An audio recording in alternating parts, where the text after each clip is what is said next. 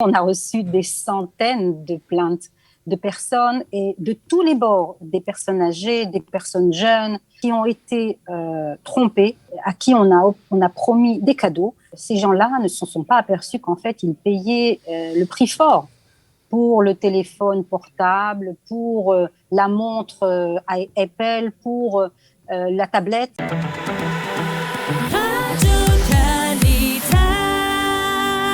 Et nous avons cette semaine encore le plaisir d'accueillir Maître Cohen Chawat qui travaille au sein de l'organisme de protection du consommateur, un organisme gouvernemental qui est au service du consommateur pour nous aider à éviter de nous faire arnaquer. Alors, on en avait parlé la semaine. Arnaquer qui vient du mot arnaque, voilà. Porte-monnaie en hébreu.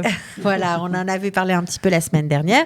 Alors, cette semaine, Yala Bloom, vous qui êtes responsable du service du centre des droits, voilà, un service qui aide à obtenir ses droits. Vous avez décidé de répondre à des questions que certains vous posent. Et plus particulièrement aujourd'hui, on va se concentrer sur tout ce qui est autour du téléphone portable. Est-ce que vous êtes d'accord, Maître Yael Chawat, pour nous répondre? Moi, je suis d'accord. J'ai beaucoup de choses à vous raconter à ce sujet. Alors, j'aime bien. Donc, on va commencer par une question assez classique.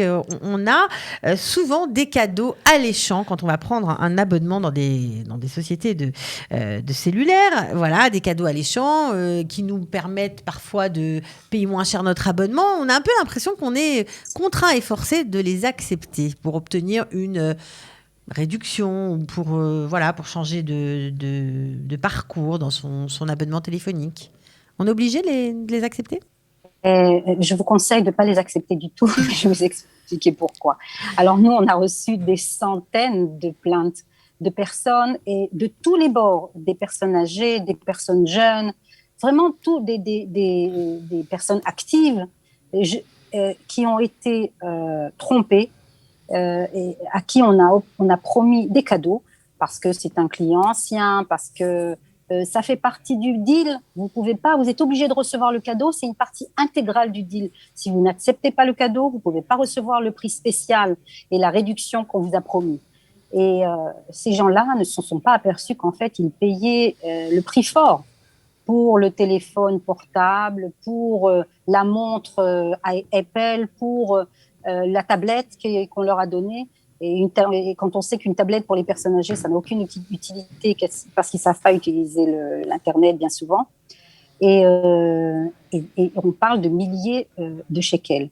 Et très récemment, au mois d'avril, le tribunal, je crois que c'était Tel Aviv, a donné un jugement contre la société Cellcom qui avait fourgué une dizaine, je crois, d'appareils complètement inutiles à une personne qui a des problèmes de santé, qui reçoit du bitoire Leumi, je crois, 2 000 ou 3 000 shekels par mois, et qui s'est trouvé avec des sommes à payer, plus de 10 000 shekels, je ne sais plus, 13 000 shekels. Et le juge était tellement scandalisé par l'attitude de la société il s'est comporté comme un avocat. Il a exigé de Cellcom de déposer toutes les pièces concernant ses achats. Cellcom n'a pas été capable de déposer au tribunal les contrats d'achat de ces produits. Et en fait, il a annulé la plupart de ces achats et ordonné le remboursement de milliers de shekels.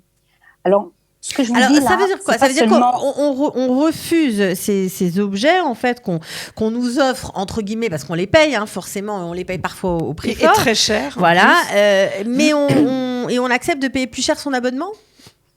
Ça vaut mieux ?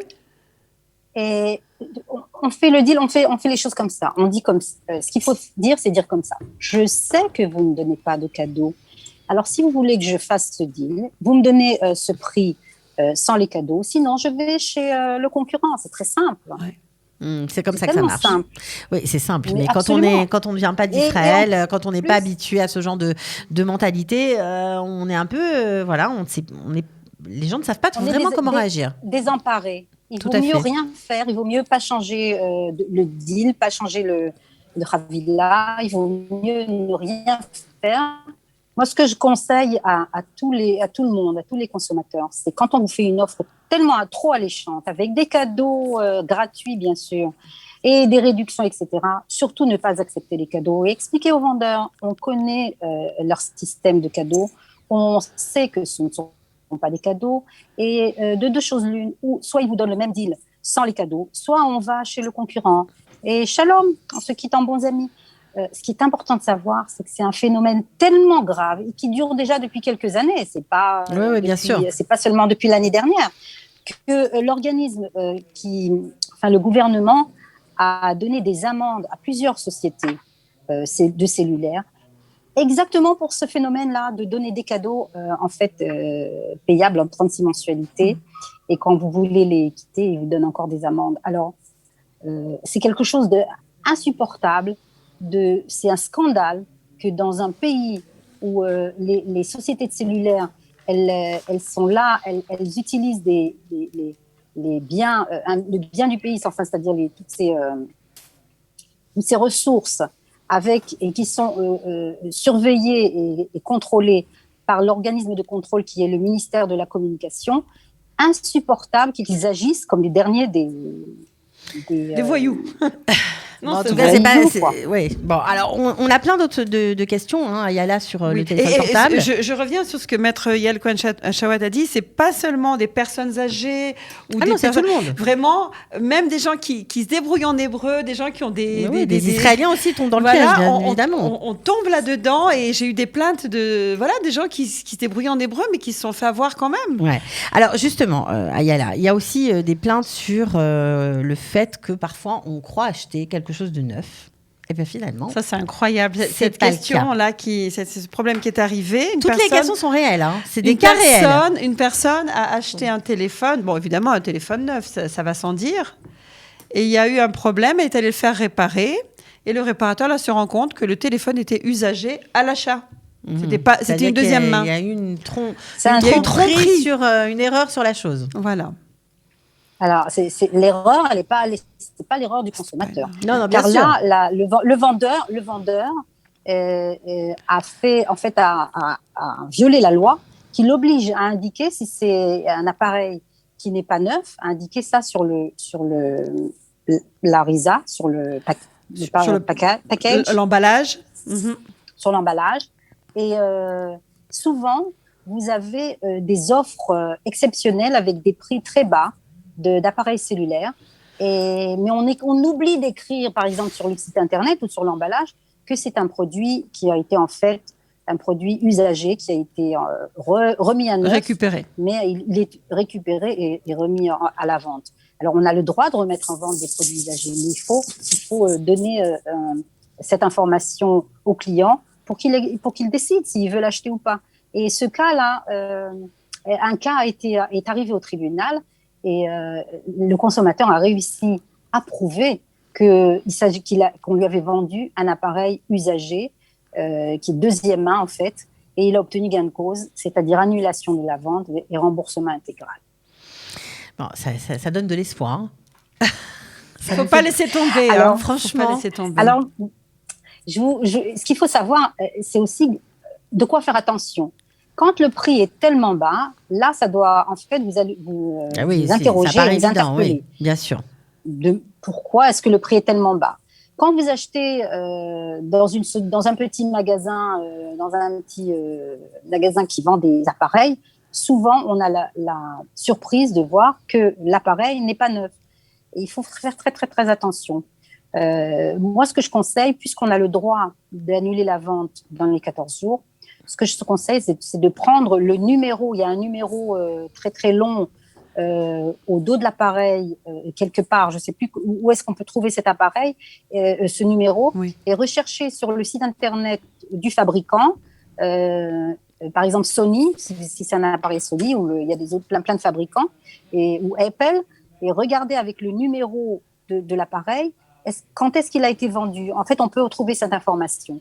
Et si vous avez été victime de ce genre d'action, il faut faire immédiatement, pas un téléphone, surtout ne pas téléphoner au magasin.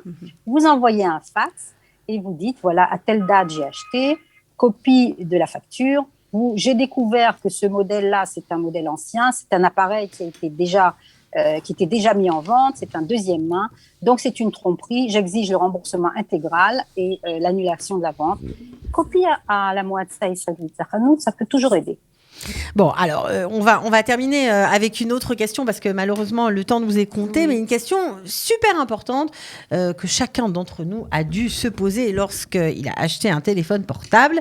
Est-ce que, d'après vous, il est conseillé d'acheter ou de payer son téléphone portable en 36 mensualités malgré le taux d'intérêt extrêmement élevé ?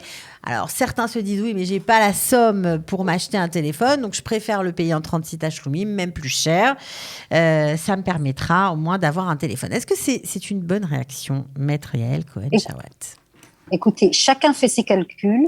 Et le secret ici, c'est d'être conscient de ce qu'on achète et de la somme qu'on paye, en fait. Parce que ce qu'on ne sait pas, c'est que bien souvent, les sociétés de cellulaire, là je parle des sociétés de cellulaire, parce que les autres sociétés ne vous donnent pas de crédit en général, à moins de paiement en 4 mensualités, etc., etc. Les sociétés cellulaires vous offrent plusieurs possibilités, jusqu'à 12 paiements ou 36 paiements.